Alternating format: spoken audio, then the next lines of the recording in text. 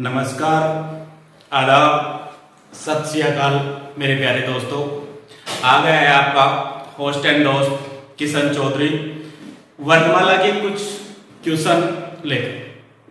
पहले भी हमने पिछली कक्षा में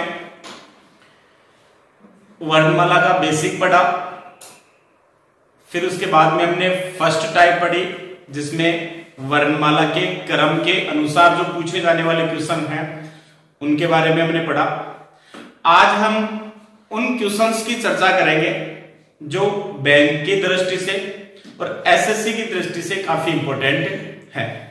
टाइप वही है वर्णमाला के क्रम के अनुसार, लेकिन उसमें जो मैंने चर्चा की थी पिछली कक्षा में विविध टाइप के क्वेश्चंस की, तो वो विविध टाइप के क्वेश्चन प्रेजेंट टाइम में एग्जाम में किस प्रकार से पूछे जाते हैं, इनकी चर्चा हम आज के इस पार्ट में करेंगे।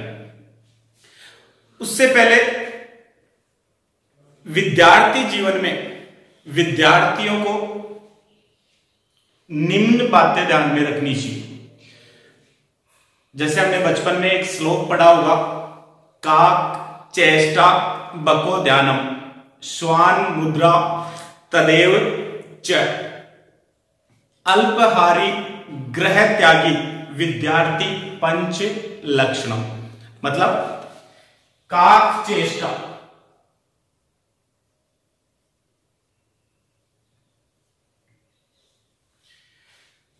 कौवे की तरह विद्यार्थी का ध्यान होना चाहिए, या कौवे की तरह विद्यार्थी का लक्ष्य होना चाहिए, और बगुले की तरह क्या होना चाहिए, ध्यान होना चाहिए। बको ध्यानम,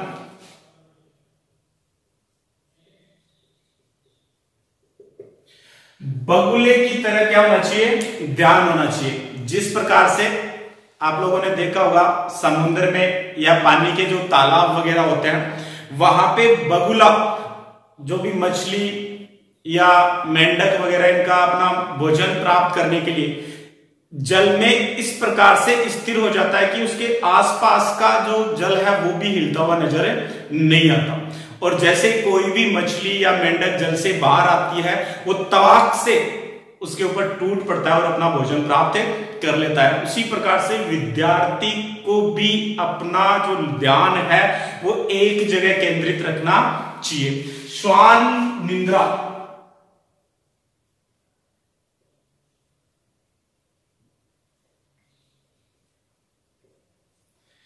श्वान निद्रा से यहां तात्पर्य कुत्ते की तरह नींद से होना चाहिए। मतलब विद्यार्थी को तुरंत कुछ ही सेकंड में नींद का त्याग कर देना चाहिए।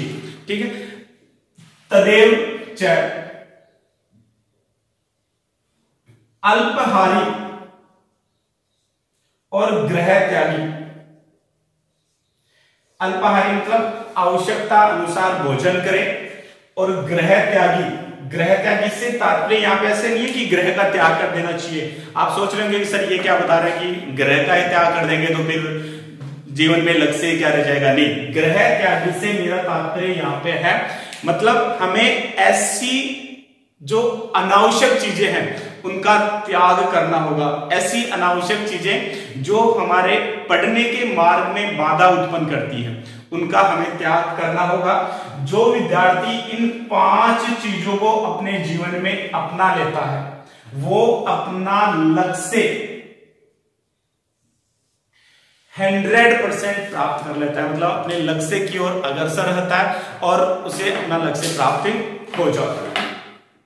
बढ़ते हैं हम क्वेश्चंस की तरफ, तो ध्यान दें। काक चेष्टा बको ध्यानम श्वान निद्रा तदेव च अल्पहारी और ग्रह त्यागी, ये विद्यार्थी के जीवन में 5 बातें हैं जो उसके लिए काफी अनमोल है, और प्रत्येक विद्यार्थी को इन 5 बातों पे ध्यान देना चाहिए।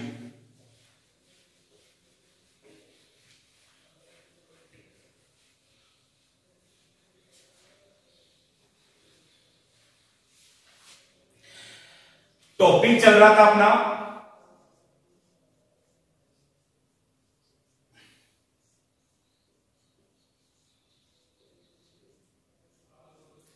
वर्णमाला परीक्षण, और वर्णमाला परीक्षण में टाइप फर्स्ट थी वर्णमाला के क्रम पर आधारित, वर्णमाला के क्रम पर आधारित क्वेश्चन, और उसमें हमने फर्स्ट टाइप पढ़ा था व्यवस्थित क्रम पर आधारित। उसके बाद में जो विपरीत क्रम है, प्रथम अर्धांश है, द्वितीय अर्धांश है, या दोनों अर्धांशों को विपरीत क्रम में लिख दिया जाता है, तो वो भी उसी टाइप के क्वेश्चन है जो हमने पिछली कक्षा में चर्चा की थी। जैसे क्वेश्चंस है, क्वेश्चन यहां से इस प्रकार से आएंगे, यदि वर्णमाला को विपरीत क्रम में लिखा जाए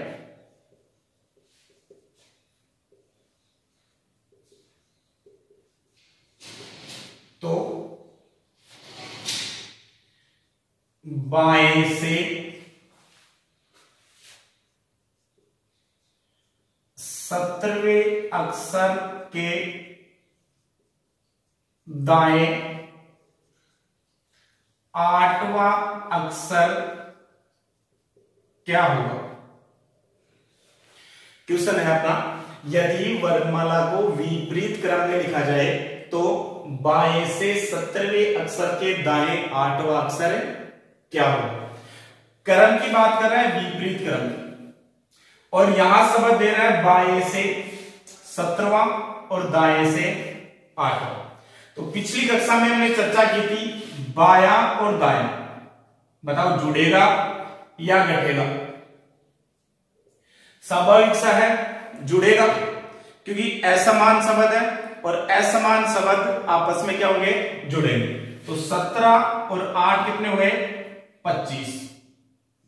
17 और 8 25, और 25 नंबर पे कौन सा अक्षर आता है, वाई। 25वें क्रम पे वर्णमाला का कौन सा अक्षर आता है, वाई। तो क्या अपने क्वेश्चन का आंसर वाई होगा। देख, विपरीत क्रम दिया गया हो और बाएं से अगर कोई शब्द पूछ रहा हो तो यहां वाई क्वेश्चन का आंसर न होकर वाई का विपरीत,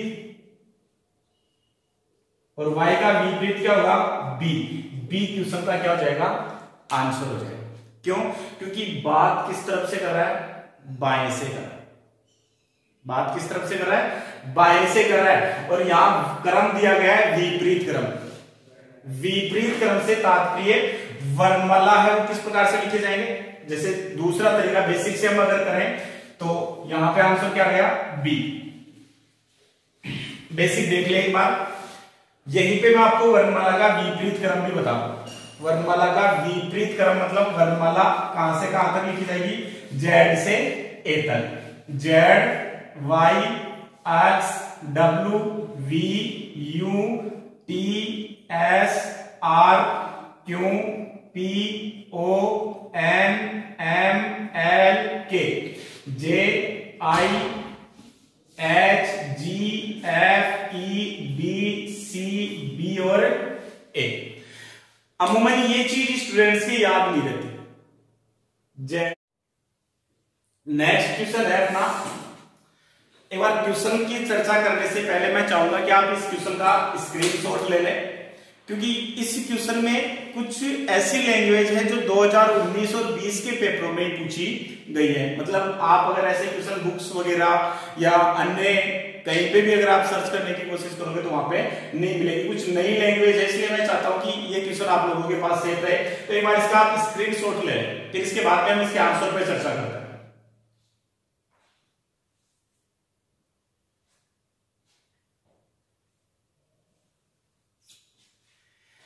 ठीक है दोस्तों, देखो क्वेश्चन है अपना, शब्द इंटरनेशनल।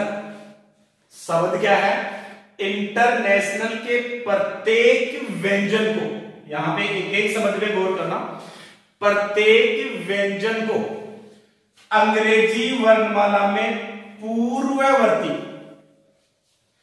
अक्षरों से तथा प्रत्येक स्वर को परवर्ती अक्षर से, दूसरा शब्द आया यहां पे परवर्ती अक्षर से प्रतिस्थापित कर दिया जाए तो निम्नलिखित में में से बाई ओर से नौवां अक्षर क्या होगा?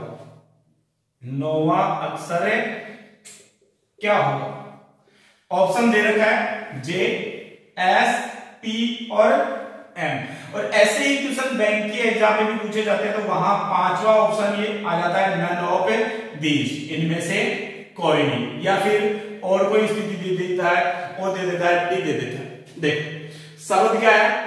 इंटरनेशनल। इंटरनेशनल के प्रत्येक व्यंजन को अंग्रेजी वर्णमाला में पूर्ववर्ती, यहां पूर्ववर्ती का मतलब है पिछला अक्षर।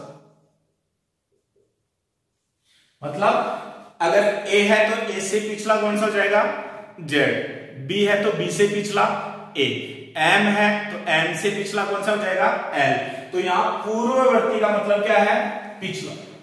और परवर्ती, परवर्ती का मतलब है आगे वाला। आगे वाले से तात्पर्य है ए से जस्ट आगे क्या आता है? बी, और बी से जस्ट आगे सी, ओ से आगे पी। तो इस प्रकार से आपको जो इंटरनेशनल शब्द है, इसके प्रत्येक व्यंजन को तो अंग्रेजी वर्णमाला में पूर्ववर्ती अक्षर में बदलना है और स्वर को बदलना है आपको प्रवर्ती अक्षर में। तो यहां पे शब्द क्या हो गया आपका? I N T E R N A T I O N A L. अगर आपको इसको कुछ ही सेकंड में करना है तो केवल यहां प्रॉपर अक्षर विशेष की बात कर रहा है। प्रॉपर क्या कर रहा है? अक्षर विशेष की बात कर रहा है। तो आप डायरेक्ट नौवे अक्षर पे जा सकते हो। बाएं से डायरेक्ट नौवा अक्षर, तो ये बायां पार्ट और ये दायां पार्ट। बाएं से 9 हो जाएगा 3 और 3 6 और 3 3 9 आई, जो कि क्या है? स्वर। तो स्वर बदलेगा किसमें? परवर्ती मतलब आगे वाले अक्षर में। तो आई के आगे क्या जाएगा? जे। तो यहां पे क्वेश्चन का आंसर हो जाएगा जे। मतलब क्वेश्चन का ए ऑप्शन राइट आंसर है। क्वेश्चन का राइट आंसर क्या हो जाएगा? ए, जे ऑप्शन। क्यों? क्योंकि आई स्वर है और स्वर को हमें बदलना है परवर्ती में। परवर्ती का मतलब जस्ट आगे वाला, जस्ट आगे वाला। और जस्ट आगे क्या आएगा? आई का नंबर हो गया 9 और 9 के बाद में 10 नंबर, 10 नंबर में क्या आएगा? जे। तो क्वेश्चन का आंसर हो जाएगा जे। चलते हैं नेक्स्ट क्वेश्चन की ओर। तो नेक्स्ट क्वेश्चन है अपना। क्वेश्चन का हल करने से पहले मैं चाहूंगा कि आप एक बार इसका स्क्रीनशॉट ले लें। देखो अभी जस्ट हमने जो दूसरा क्वेश्चन पढ़ा था, सेम उसी तर्ज पर ये तीसरा क्वेश्चन है। थोड़ा सा इसमें अंतर है। वहां डायरेक्ट स्वर और व्यंजन को वो पूर्ववर्ती और आगे वाले अक्षरों में बदल रहा था। यहां पहले शब्द दिया गया है, शब्द के अक्षरों को वर्णमाला के क्रम में बाएं से दाएं व्यवस्थित करवा रहा है और फिर उसके बाद में वो स्वर और व्यंजन को आगे और पीछे वाले अक्षर में बदल रहा है। और अमूमन इस प्रकार के जो क्वेश्चन है वो बैंक के पीओ वगैरह के एग्जाम्स में 100% आते हैं। तो लगभग ऐसा एक क्वेश्चन आपको देखने को मिलेगा। देख, यदि शब्द U T O P I A N, शब्द क्या है? U T O P I A और एन, साथ साथ लिखते जाएं क्योंकि लगभग 5 या 6 लाइन का ये क्वेश्चन है। और अगर आप एक बार पढ़कर फिर दोबारा से पढ़ोगे, मतलब 2 क्वेश्चनों का आपने इस क्वेश्चन को टाइम दे दिया है। इसलिए ध्यान दें, जहां टाइम कम है, क्वेश्चन की संख्या ज्यादा रहती है, तो वहां जैसे जैसे आप क्वेश्चन पढ़ते जा रहे हो वैसे वैसे उस क्वेश्चन से दिए गए तथ्यों को आप इंगित करते जाओ या नोट करते जाओ। तो यहाँ U T O P I A N शब्द है के सभी अक्षरों को वर्णमाला के क्रम में बाएं से दाएं व्यवस्थित किया जाए। मतलब ये जो अक्षर हैं उनको वर्णमाला के क्रम में बाएं से दाएं व्यवस्थित करना है। बाएं से दाएं अगर आप व्यवस्थित करोगे तो बाएं तरफ से वर्णमाला के क्रम में सबसे पहले क्या आएगा? ए। एक अक्षर के नीचे एक एक अक्षर लिखते जाओ। ए के बाद में क्या आएगा? आई। आई के बाद में क्या जाएगा? एन। ए हो गया, आई हो गया, एन हो गया, एन के बाद में आ जाएगा ओ, ओ के बाद में आ जाएगा पी, पी के बाद में आ जाएगा टी और टी के बाद में आ जाएगा यू। ये वर्णमाला का क्या हो गया? क्रम हो गया, व्यवस्थित क्रम हो गया। अब आप आगे बढ़ो। यहां तक का काम हो गया।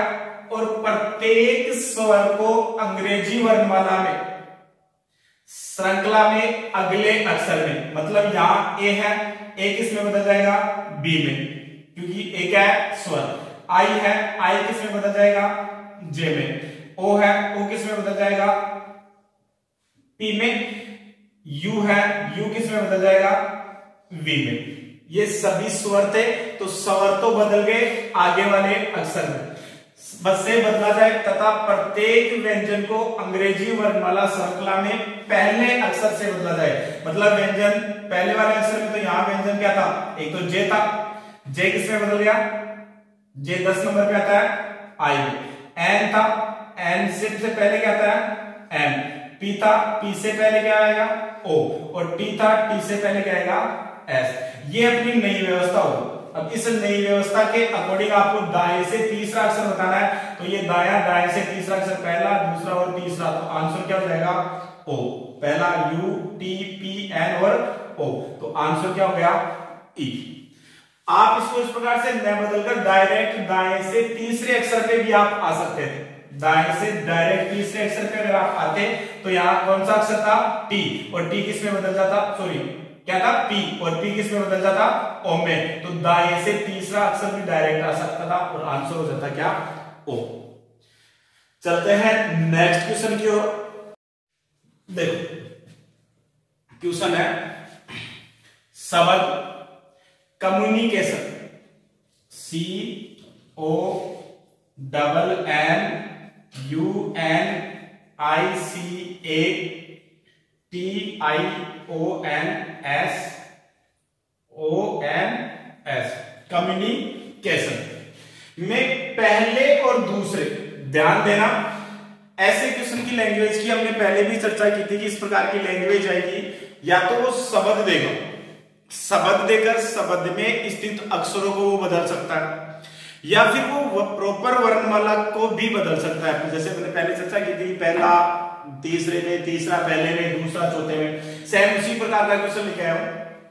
देखो अगला कह रहा है पहले और दूसरे को, पहले और दूसरे, तीसरे और चौथे, पांचवें और छठवें तथा इसी प्रकार से अन्य अक्षरों को परस्पर बदल दिया जाए तो अपने दाएं, ध्यान दें, अपने दाएं मतलब शब्द का दायां, अपने दाएं से गणना करने पर 10वां अक्षर कौन सा होगा।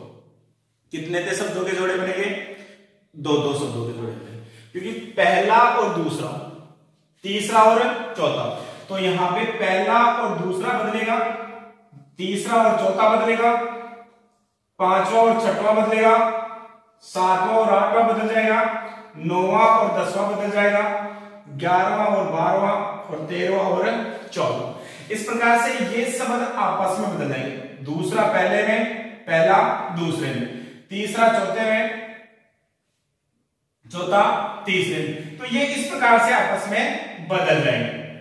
अब बदलने के बाद में आपको दाएं से कौन सा पूछ रहा है, 10वां, तो बताओ इनको बदलने की जरूरत नहीं है, क्योंकि 2 और 2, देखो 2, 2 4, 2 6, 2 चौके 8, यहां तक चाहे आप बदलो और चाहे न बदलो, क्वेश्चन के आंसर के ऊपर इनका कोई इफेक्ट नहीं पड़ेगा। आंसर आएगा यहां से, ये एन और यू को बदल दो आप, एन आ जाएगा यहां पे, मतलब एन, और यू आ जाएगा यहां पे, तो यू, तो देखो 8, तो ये 8, ये 9वां और ये 10वां अक्षर क्या हो गया, एन, तो क्वेश्चन का आंसर क्या हो जाएगा, एन हो जाएगा। अगर इस प्रकार से आप नहीं कर सकते, पूरी स्थिति को आप लिखना चाहे तो इस प्रकार से बदलेंगे, देखो ओ और सी आपस में बदल जाएगा, तो ओ सी, डबल एम है, सेन से एम है, इसलिए इनका कोई इफेक्ट नहीं पड़ेगा, N U, C I, T A, O I, S और एन, मतलब ये आपस में बदल रहे इस प्रकार से। अब आप ये वर्णमाला का दाया, मतलब शब्द की में जो अक्षर है उनका दाया, और ये क्या हो गया, बायां। दाईं तरफ से गिनना है, दाएं से 10वां, तो 1 2 3 4 5 6 7 8 9 और 10, तो 10वां अक्षर क्या हो गया, एन, तो यहां क्वेश्चन का आंसर हो जाएगा एन हो जाएगा। ठीक है, चलते हैं नेक्स्ट क्वेश्चन की ओर। नेक्स्ट क्वेश्चन बैंक्स की एग्जाम्स के लिए अति महत्वपूर्ण है। सबसे ज्यादा ऐसा क्वेश्चन केवल बैंक की एग्जाम में ही आता है। हालांकि जो 2016 में एनटीपीसी की एग्जाम हुई थी रेलवे वाली, वहां पे भी ऐसे क्वेश्चन पूछे गए थे और अमूमन आजकल हर एग्जाम में पूछने लगे। देखो क्वेश्चन क्या है, यदि शब्द दे रखा है डिस्ट्रीब्यूशन, DISTRIBUTIN,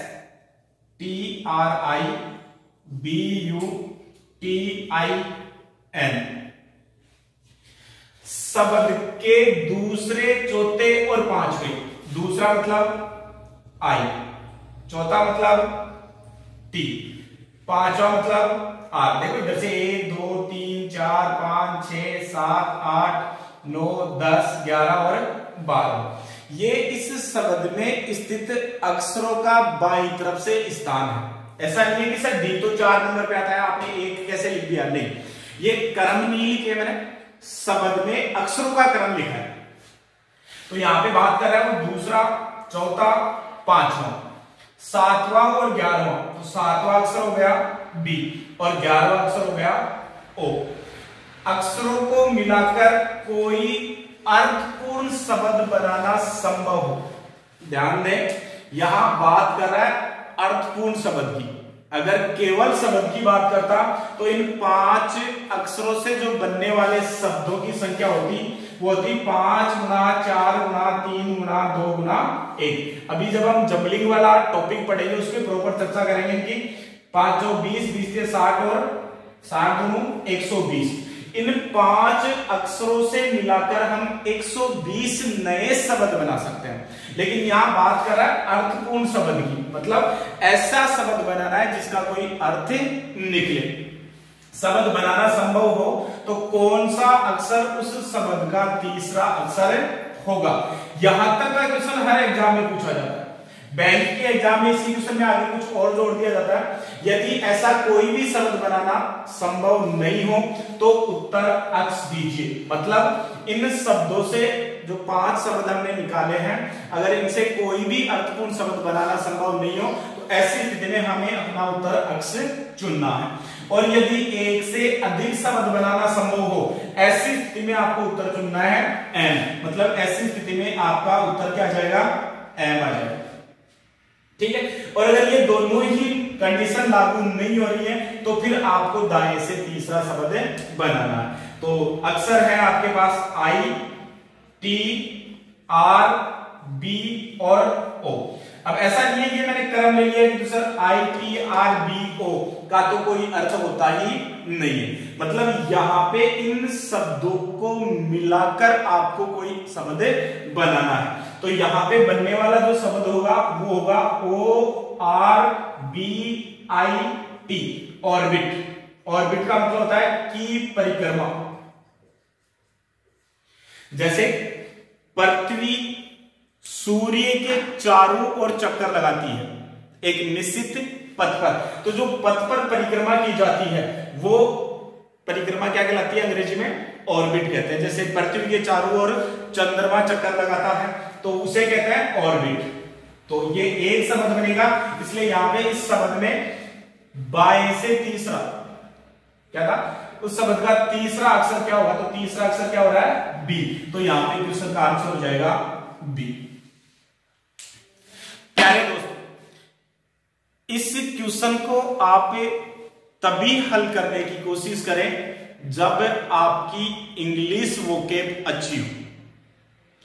अगर आपकी इंग्लिश वोकेब अच्छी नहीं है, हाँ, अगर इजी वे में ऐसे कोई शब्द आ गए जो इजी वे में आपको उनका अर्थ आ रहा है तब तो आप कर सकते हैं।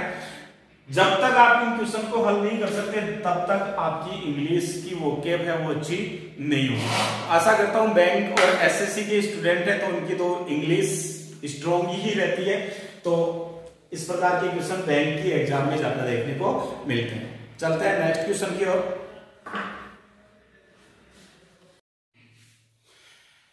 नेक्स्ट क्वेश्चन है अपना शब्द EXCURSION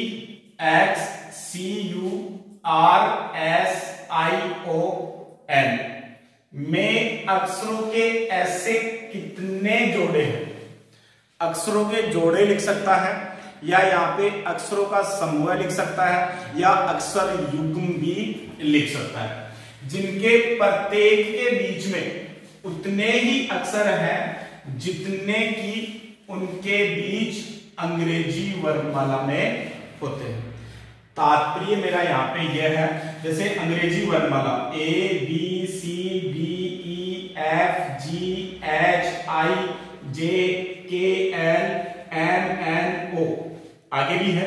जैसे ए और बी के बीच में यहाँ पे कोई भी अक्षर नहीं है, ए और सी के बीच में यहाँ पे एक अक्षर है, ए और डी के बीच में यहाँ पे दो अक्षर है। उसी प्रकार से जैसे ई और अक्ष के बीच में कितने अक्षर हैं, ई और सी के, देखो यहाँ पे ई और सी के बीच में जैसे एक अक्षर है, तो यहाँ पे भी ई और सी के बीच में क्या है, एक अक्षर, तो यहाँ पे ई और सी का एक जोड़ा बन जाएगा। तो इस प्रकार से आपको जोड़े निकालने हैं, मतलब जिनके प्रत्येक के बीच में उतने ही अक्षर हैं जितने की उनके बीच अंग्रेजी वर्णमाला में होते हैं। ये अपनी दूसरी टाइप है वर्णमाला में, और टाइप का नाम हम कह सकते हैं अक्षर युग्म ज्ञात करना। प्रॉपर बैंक की एग्जाम में, एसएससी की एग्जाम में, रेलवे या अदरवाइज कोई भी एग्जाम दो, यहाँ पे लगभग वो अक्षर युग्म की स्थिति ज्ञात करवाता है। अब देखो ऐसा तो है नहीं कि हम वर्णमाला लिखेंगे फिर प्रत्येक अक्षर को चेक आउट करेंगे कि कौन से अक्षर के बीच में कितने अक्षर हैं। इसके लिए इसका एक सीधा सा तरीका है। वो तरीका क्या है कि आप ध्यान दें, यहाँ पे बाएं और दाएं दोनों तरफ से काउंट करेंगे, बायां तरफ से भी और दायां तरफ से भी काउंट करेंगे। हालांकि वो कभी कभी क्वेश्चन में दे देता है कि बाएं और दाएं दोनों तरफ से, अगर नहीं भी दिया गया हो तो भी आपको बाएं और दाएं तरफ से काउंट करना है। काउंट आपको इस प्रकार से करना है कि जो पहला अक्षर दिया गया है वहां से आप अंग्रेजी वर्णमाला का उच्चारण करना प्रारंभ करें, और एक अक्षर का उच्चारण करते जाएं, और आगे वाले अक्षर का उच्चारण करते ही पेन की नोक को आगे वाले अक्षर के ऊपर रखते जाएं। और ध्यान दें, पेन की नोक के नीचे वाला अक्षर और आपके मुंह से उच्चारित अक्षर अगर दोनों सेम है, एक बार फिर से सुने, पेन की नोक के नीचे वाला अक्षर और आपके मुंह से उच्चारित अक्षर अगर दोनों सेम है तो वहां पे एक युग्म या जोड़ा बनेगा। देखो कैसे, ई एफ जी एच आई जे के एल एम, एक भी ऐसा अक्षर नहीं है जो मैंने मुंह से उच्चारित किया और पेन की नोक के नीचे हो तो सेम है, तो इसलिए ये क्या जाएगा, क्रॉस। आगे वाला अक्षर है एक्स, एक्स वाई जेड। ध्यान दें दोस्तों, जेड आते ही आपको उस अक्षर के नीचे क्रॉस लगा देना है, क्योंकि कभी कभी क्या होता है कि जेड आ गया, जेड के बाद में ए आ जाता है, और जैसे हम ए बोलेंगे पेन की नोक के नीचे भी ए होगा, तो वहां पे स्टूडेंट एक जोड़ा बना देते हैं जो कि स्थिति को क्या कर देता है, गलत कर देता है। तो जेड आते ही आपको रुक जाना है, क्रॉस कर देना है। C D E F G H I U V W X Y Z R S, S ही बोल रहा हूं और एस ही ये पेन की नोक के नीचे है, तो आर और एस का एक जोड़ा बन गया, तो एक तो बन गया आर और एस। अभी आर का काम पूरा नहीं हुआ कि सर आर का एस के साथ एक जोड़ा आ गया तो आर को छोड़ दे, नहीं, दोबारा से आगे बढ़े, R S T U V, अब आर का काम पूरा हुआ, S T U V I J K O P N का एन, मतलब बाएं से दाएं कितना आया, एक। अब हम याद करेंगे दाएं से बाएं, दाएं से बाएं एन ओ, तो एन के बाद में क्या गया, ओ, तो एक तो गया एन ओ।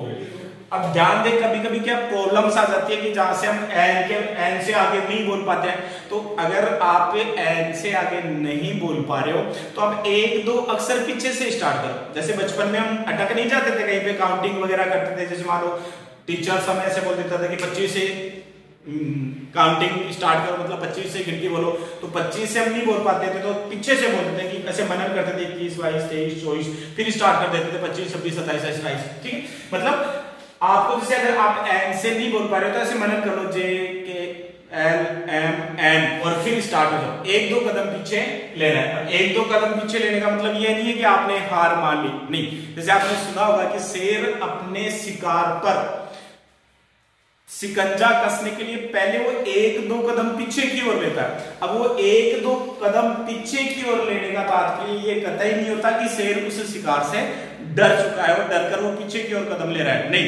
वो कदम इस वजह से पीछे की ओर लेता है कि ताकि वो अपने शिकार के ऊपर शिकंजा अच्छे से पकड़ सके, क्योंकि अगर रनिंग में वो आएगा तो उसके ऊपर अच्छे से दावा बोल पाएगा। तो आप रनिंग पीछे से ले सकते हो, तो एन और ओ, एन ओ हो गया। अब एन ओ का काम पूरा नहीं हुआ है, N O P Q R, एक आ गया एन और R, N O P Q R S T U V. अब एन का काम पूरा, ओ पी क्यू आर, तो ओ और R, O P Q R S T U V, I J K L M N O, S T U, S और U, तो S T और U, तो एस और U, S T U V W X R S T U V, U V W X C D E, एक हो गया सी और ई, x Y और ई का ई, तो एक हो गया कौन सा सी और ई, एक हो गया था एस और यू, तो कितना हो गया 1 2 3 4 5 और 6। तो यहाँ पे 6 ऑप्शन भी दे रहा, आंसर हो जाएगा 3 से अधिक। एक चीज का ध्यान रखें, अगर यहाँ इस क्वेश्चन में आपको टाइम बचाना है तो जैसे ही 3 या 3 से अधिक आ जाते हैं, 4 अगर युग्म आ जाते हैं तो आप एक बार अक्सर युग्म की तरफ नजर डालें। अगर वहां पे ऑप्शन में आपको 3 से अधिक मिल जाता है तो आप उस क्वेश्चन को वहीं पे छोड़ के अपना आंसर टिक कर दें 3 से अधिक, क्योंकि ऐसी स्थिति में चाहे 5 आओ, चाहे 6 आओ, चाहे 7 आओ, चाहे 8 आओ, चाहे 10 आओ, आंसर क्या होगा 3 से अधिक। ऐसा नहीं कि कहीं मजे ले लेके निकाल रहे हो कि हाँ 4 आ गए, हाँ 5 आ गए, तो वो टाइम भी खराब करना है। आंसर बाद में चाहे आपके 10 भी आ गए तो भी आपका आंसर यही होगा। तो 4 आते ही आंसर ये हो रहा था, 10 आ रहे तो भी आंसर ये होगा, 6 और आपने निकाले तो वो टाइम खराब हो जाएगा, इसलिए आंसर क्या हो गया 3 से अधिक। नेक्स्ट और बिल्कुल नया क्वेश्चन है जो अक्सर युग्म से ही है, लेकिन थोड़ा सा इसका पूछने का जो तरीका है वो थोड़ा सा अलग है। देख यहां कह रहा है यदि शब्द boxes B O X E S में 2 अक्षर ऐसे हैं, मतलब बॉक्सेस में जैसे बी ओ हो सकता है, बी एक्स हो सकता है या एक्स ई, कोई भी 2 अक्षर जिनके बीच यहां उतने ही अक्षर हैं जितने की अंग्रेजी वर्णमाला में इनके बीच होते हैं। बताइए कि उन 2 अक्षरों में से कौन सा अक्षर अंग्रेजी वर्णमाला में पहले आता है। ये अक्षर युग में से ही, लेकिन थोड़ा सा क्वेश्चन पूछने का जो वे है वो क्या है, अलग है। देखो क्या, पहले तो आप मेरे को ये बताओ कि कौन से वे 2 अक्षर हैं जो अंग्रेजी वर्णमाला में और यहाँ पे, मतलब अंग्रेजी वर्णमाला में भी उनके बीच उतने ही अक्षर होते हैं जितने की यहाँ पे हैं। तो अक्षर युग्म के अकॉर्डिंग देखेंगे तो देखो बी सी डी और ई, यहाँ बी और ई वे 2 अक्षर हैं जो वर्णमाला में भी यहीं पे होते हैं और शब्द में भी यहीं पे दिए गए। इनके बीच में 2 अक्षर हैं ओ और एक्स। देखो ए बी सी डी और ई, ये बी और ये ई, इनके बीच में सी और डी, यहाँ पे भी 2 अक्षर तो यहाँ पे भी 2 अक्षर। तो उन 2 अक्षरों में से कौन सा अक्षर अंग्रेजी वर्णमाला में पहले आएगा। अब यहाँ ओ और अक्ष में से पहले नहीं पूछ रहा है, ऐसा नहीं है कि सर ओ और अक्ष में से ओ 15 पे आएगा, अक्ष 24 पे आएगा तो क्वेश्चन का आंसर ओ गया, नहीं, ओ क्वेश्चन का आंसर नहीं होगा। यहाँ बात कर रहा है बताइए कि उन 2 अक्षरों में से कौन से 2 अक्षरों में से, ये रहा देखो उतने ही अक्षर है, 2 अक्षर, ये 2 अक्षर ऐसे हैं जिनके बीच यहाँ उतने ही अक्षर हैं जितने की अंग्रेजी वर्णमाला में इनके बीच होते हैं। तो यहाँ बी और ई के बीच में 2 अक्षर है, यहाँ पे भी बी और ई के बीच में 2 अक्षर, तो हमें बी और ई में से बताना है। बी 2 नंबर पे आएगा, ई कितने नंबर पे आएगा 5 नंबर पे, तो बताओ पहले प्रारंभ में पहले कौन सा आएगा बी, तो क्वेश्चन का आंसर क्या हो जाएगा बी। अगर मध्य वाले में से पूछता कि जो बीच में स्थित अक्षर है उनमें पहले कौन सा आएगा तब आपका आंसर होता ओ, लेकिन पूछ रहा है यहाँ उन 2 अक्षरों में से, तो बी और ई में से पूछा गया तो आंसर क्या हो जाएगा बी हो जाएगा। ठीक है दोस्तों, ये थे अपने वर्णमाला में से दो टाइप जो हमने पढ़ी। वर्णमाला के क्रम के अनुसार कुछ क्वेश्चन पूछे जाते हैं और दूसरी टाइप है वर्णमाला के अक्षर युग्म के अनुसार कुछ क्वेश्चन पूछे जाते हैं। नेक्स्ट क्लास में हम पढ़ेंगे शब्द समूह पर आधारित जो क्वेश्चन होंगे, वर्णमाला के क्रम में व्यवस्था वगैरह, शब्द में से शब्द निकालना या शब्द से शब्द बनाना, और फिर उसके बाद में अपनी नेक्स्ट क्लास में स्थिति होगी जंबलिंग वाले टॉपिक की। ठीक है दोस्तों, राधे राधे।